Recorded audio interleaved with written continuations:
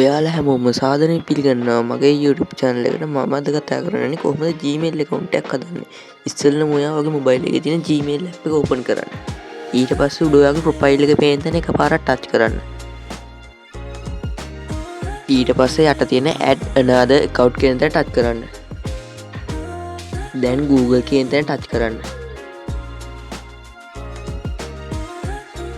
යට තියෙන create account කියන තැන touch කරලා for my personal use කියන තැන touch කරන්න.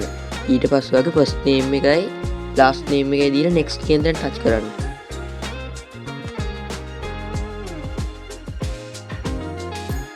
ඊට පස්සේ ඔයාගේ birthday එක දීලා male ද female ද කියලා select කරලා next කියන තැන touch කරන්න.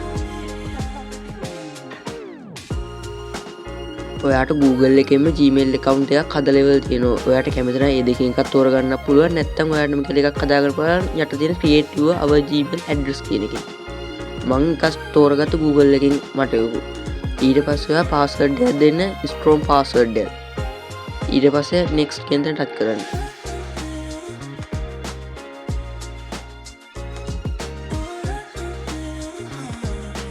ඊට පස්සේ ස්ක්‍රීන් එකේ පේන තියෙන notice එකේ යටට ගියාට පස්සේ I agree එකක් තියෙනවා. ඊට පස්සේ ඒක ටච් කරන්න.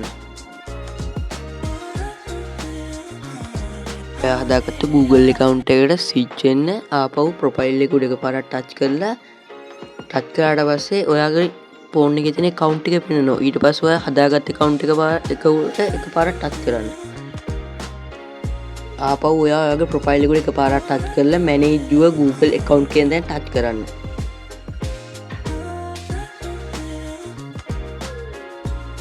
ඊට පස්සේ පහලට ගියාට පස්සේ security and sign in කියන තැනට කැටි.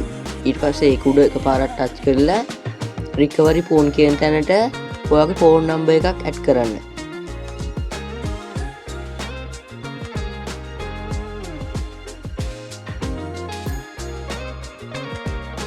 add recovery phone කියන තැන එකපාරක් ටච් කරන්න.